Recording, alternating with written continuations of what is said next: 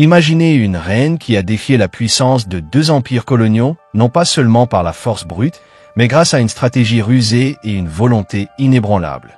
Comment la reine Zinga, la légendaire guerrière de l'Angola, a-t-elle réussi à déjouer et à surpasser les Portugais et les Néerlandais pendant des décennies? Voici l'histoire méconnue de sa résistance extraordinaire. Mais avant de plonger dans ce récit fascinant, n'oubliez pas de vous abonner à la chaîne, d'activer la cloche de notification pour ne rien manquer des prochaines vidéos et de laisser un pouce bleu si vous aimez découvrir les grandes figures de l'histoire africaine. Votre soutien aide énormément à faire connaître ces récits oubliés du continent. Alors, installez-vous confortablement et découvrons ensemble comment Nzinga, la reine au courage indomptable, a marqué à jamais l'histoire de l'Afrique et du monde. Et toi qui regardes cette vidéo, si tu aimes ce genre de contenu, pense à t'abonner à la chaîne. C'est une toute nouvelle chaîne et chaque abonnement, chaque like, chaque commentaire ou partage aide énormément à la faire connaître. YouTube met plus en avant les vidéos qui ont de l'interaction. Donc, ton petit geste peut vraiment faire la différence. Et promis, ça ne te coûte absolument rien. Juste un simple clic. Mais pour moi, ça change tout. Alors, abonne-toi, active la cloche et rejoins la communauté pour qu'on continue à grandir ensemble. Merci beaucoup. Maintenant, place à la vidéo.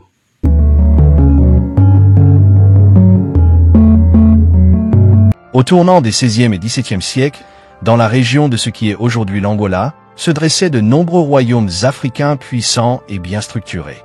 Le royaume de Ndongo, peuplé par les Mbundu, était l'un des plus importants.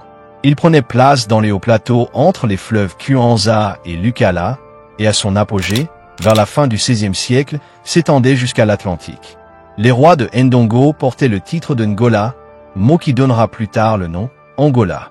Les royaumes de Ndongo et de ses voisins fonctionnaient selon des structures politiques, militaires et commerciales solides, intégrant l'agriculture, l'artisanat, ainsi que des échanges internes.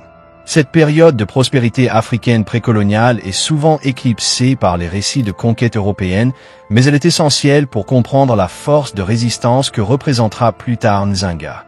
Alors que ces royaumes prospéraient, les premiers contacts avec les Européens et en particulier avec le royaume de Congo et les Portugais allaient radicalement transformer les dynamiques de la région. Dès 1520 environ, les Portugais instaurèrent des relations intermittentes avec Ndongo.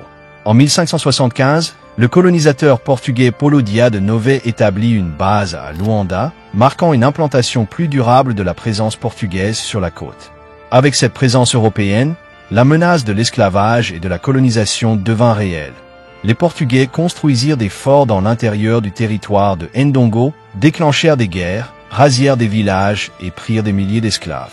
Ce commerce brutal et l'intervention militaire européenne ébranlèrent les royaumes africains, provoquant des pertes territoriales, un affaiblissement politique et une instabilité grandissante pour Ndongo. C'est dans ce contexte que naît Nzinga. Selon la plupart des sources fiables, elle voit le jour vers 1582 ou 1583 au sein de la famille royale de Ndongo. Elle est la fille du roi Ngola Kiluangi Kia Samba, aussi appelé Kiluangi Kia Samba, et de sa favorite Gangla Kakombe. Dès son enfance, elle est témoin de l'augmentation de la brutalité. Raids portugais, guerre, esclavage et soumission croissante. En effet, les archives portugaises et européennes notent que son père subit des défaites face aux Portugais. Cette jeunesse, imprégnée de conflits et d'incertitudes, forgea chez Nzinga une conscience aiguë de la menace que représentait l'Europe pour son peuple et la nécessité d'une stratégie non seulement militaire, mais aussi diplomatique. Elle grandit probablement initiée aux affaires de la cour, au maniement politique et diplomatique, dans un environnement troublé. Bien que les sources soient parfois fragmentaires ou teintées de partialité, l'évidence est que la période de ombre de l'Empire, fut un moment de transformation radicale du rapport de force entre les royaumes africains et les Européens, et que Nzinga s'y prépare sans le savoir.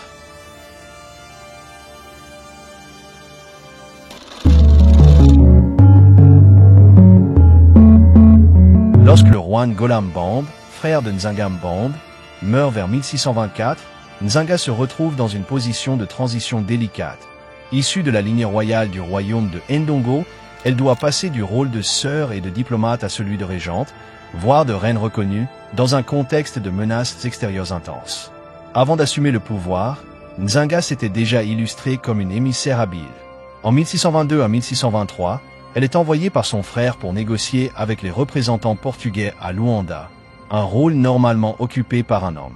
Ses premières missions diplomatiques la mettent en contact direct avec la puissance européenne, la forçant à naviguer entre les exigences des Portugais qui veulent faire de Ndongo un allié, un tribut ou un client et les intérêts de son propre peuple.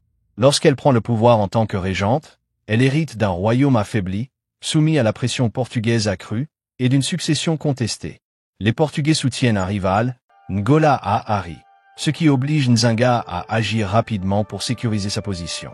La prise de pouvoir de Nzanga est marquée par un geste symbolique devenu célèbre. Lors d'un entretien avec un gouverneur portugais, on lui propose uniquement un tapis pour s'asseoir, signe que son rang est considéré comme inférieur. Nzanga ordonne alors à l'une de ses servantes de se mettre à quatre pattes et s'assoit sur son dos, imposant ainsi sa dignité et sa posture d'égal.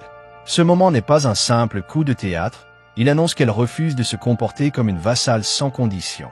Peu après, elle se convertit officiellement au catholicisme et adopte le nom Ana de Souza, ce qui lui permet de négocier un traité avec les Portugais.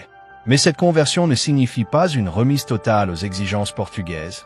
Nzanga garde sa stratégie intacte et le traité sera rompu, ce qui la conduira à rejeter la vassalité, refuser de payer tribut et conduire une guerre longue contre les Portugais. À partir de sa position de régente puis de reine, Nzanga utilise la diplomatie comme un levier central de sa stratégie. Elle connaît le protocole européen mais aussi les usages de son propre peuple et elle manœuvre habilement entre ces deux mondes. Par exemple, elle travaille à modifier les relations commerciales, utilise la conversion pour gagner des alliés et crée des alliances africaines inattendues, notamment avec les Imbangala, pour contrebalancer la puissance portugaise. Quand les Portugais poussent leur avantage, elle déplace le centre de gravité de son royaume. Après avoir été chassée partiellement du Ndongo, elle s'installe dans le royaume de Matamba qu'elle conquiert vers 1631 et en fait une base de résistance politique et militaire. Ainsi, Nzanga transforme la négociation en arme politique. Elle oblige les gouverneurs portugais à la prendre au sérieux, à reconnaître ses titres, à accepter des traités, mais tout en gardant la possibilité de les rejeter si les conditions ne lui sont pas favorables. Elle ne cherche pas simplement à survivre, elle cherche à redéfinir les règles de l'engagement avec les Européens.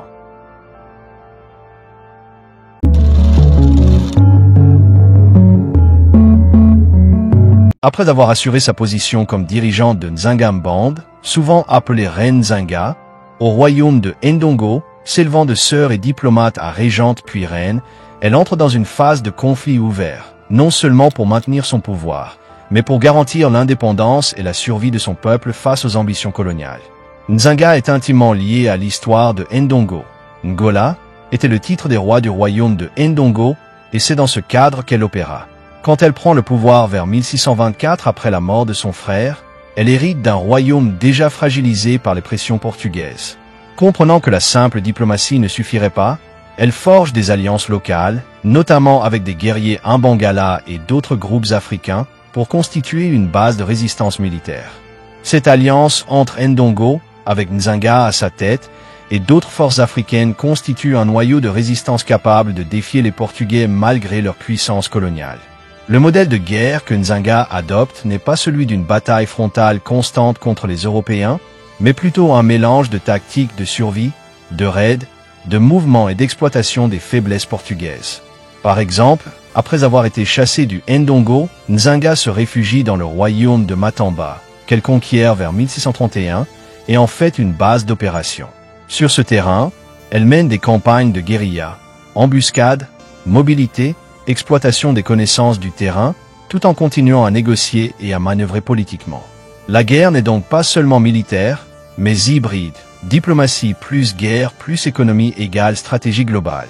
Son habileté à traverser ces dimensions fait d'elle une adversaire redoutable pour les Portugais, qui pourtant disposent de ressources plus importantes et d'artillerie. L'un des aspects les plus éclatants de la stratégie de Nzanga est sa capacité à retourner les enjeux en sa faveur en orchestrant des alliances surprenantes. Lorsque, en 1641, la Dutch West India Company, ayant saisi Luanda, entre en scène, Nzanga saisit l'occasion. Elle propose aux Néerlandais une alliance. En échange de leur soutien militaire, et parfois commercial, contre les Portugais, elle offre des avantages stratégiques. Cette coalition aboutit notamment à une grande victoire en 1647 à la bataille de Battle of Combi, où les forces de Ndongo Matamba alliées aux Néerlandais battent l'armée portugaise. Cependant, l'alliance avec les Néerlandais n'est pas un engagement éternel. Lorsque les Néerlandais se retirent en 1648, Nzanga continue seul la lutte, adaptant à nouveau sa stratégie. Cette souplesse montre que pour Nzanga, l'alliance était un moyen, non une fin. L'objectif demeurait l'indépendance de son royaume et la préservation de son peuple.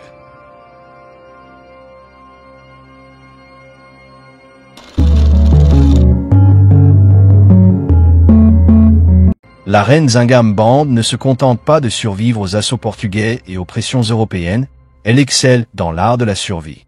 Pendant plus de 4 décennies, elle réussit à maintenir la souveraineté de ses royaumes, d'abord Ndongo, puis Matamba, malgré la supériorité militaire des envahisseurs. Sa capacité à combiner stratégie militaire, alliances africaines et négociations politiques lui permet de préserver l'indépendance de ses territoires et de protéger son peuple face à des forces écrasantes. Nzanga se distingue également par sa maîtrise de la diplomatie autant que de la guerre. Elle sait que la confrontation directe n'est pas toujours la meilleure option, et elle utilise le protocole, le symbolisme et les alliances stratégiques pour déjouer ses ennemis. Que ce soit en négociant avec les Portugais ou en formant des coalitions temporaires avec les Néerlandais, elle transforme chaque rencontre en un levier de pouvoir. Cette habileté fait d'elle une figure rare dans l'histoire, une souveraine capable de manier aussi bien l'épée que la plume. Mais l'influence de Nzanga va bien au-delà de son époque. Son règne et sa résistance inspirent des générations de mouvements africains pour la liberté et l'indépendance. En Angola, elle est célébrée comme une héroïne nationale et une icône de la lutte contre la domination coloniale. Plus largement, son histoire symbolise le courage, la stratégie et l'ingéniosité de l'Afrique face aux puissances coloniales, rappelant que les résistances africaines n'étaient ni passives ni isolées. Nzanga Mbande laisse derrière elle un héritage de force, de résilience et de diplomatie. Elle démontre qu'une femme, même dans un contexte dominé par les hommes et les puissances étrangères, peut transformer le destin de son peuple et inscrire son nom dans l'histoire. Son exemple continue d'inspirer ceux qui luttent pour la souveraineté, la justice et la liberté.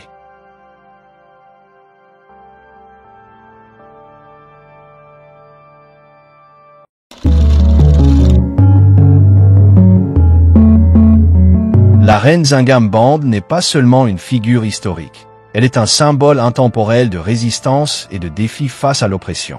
Son courage, son intelligence stratégique et sa capacité à déjouer des puissances coloniales plus puissantes que son royaume font d'elle une icône de la lutte pour la liberté. Son nom résonne aujourd'hui comme celui d'une femme qui refusa de se plier aux ambitions d'autrui et qui défendit son peuple avec une détermination inébranlable.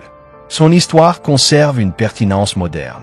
Les mouvements contemporains pour l'autodétermination, la justice sociale et l'émancipation des peuples colonisés retrouvent dans la vie de Nzanga des leçons précieuses. Sa diplomatie, sa capacité à s'allier intelligemment et son refus de capituler face à des forces supérieures inspirent encore ceux qui luttent pour la souveraineté et l'égalité. Enfin, comprendre et raconter l'histoire de Nzanga, c'est mettre en lumière des héros longtemps oubliés et des récits méconnus. Trop souvent, les manuels d'histoire occidentaux occultent la résistance africaine et les figures féminines de pouvoir. Nzanga Mbande nous rappelle que les luttes pour la liberté et la justice ne sont pas nouvelles et que des femmes africaines ont marqué l'histoire de façon profonde et durable. Son héritage dépasse les siècles. Il inspire encore aujourd'hui et nous invite à redécouvrir ces histoires essentielles qui méritent d'être transmises. En célébrant Nzanga, nous honorons le courage, la résilience et l'ingéniosité d'une souveraine qui a changé le cours de l'histoire de l'Angola, par extension, de l'Afrique. Elle demeure un phare pour toutes celles et ceux qui aspirent à résister face à l'injustice et à défendre leur dignité.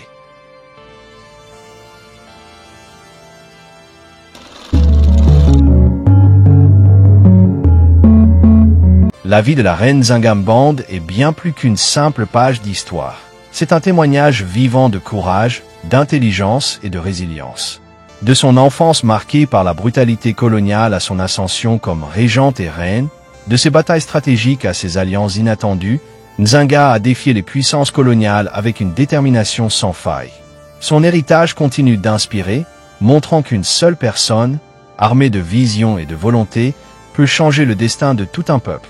Si cette plongée dans l'histoire de la reine Zinga vous a captivé et vous a permis de découvrir une figure africaine d'une puissance incroyable, abonnez-vous à la chaîne pour ne manquer aucune de nos vidéos sur les héros et héroïnes méconnus de l'histoire. Laissez un like si vous avez aimé cette vidéo, partagez-la avec vos amis et activez la cloche pour rester informé de toutes nos prochaines histoires fascinantes. Ensemble, continuons à explorer et à célébrer les légendes qui méritent d'être racontées.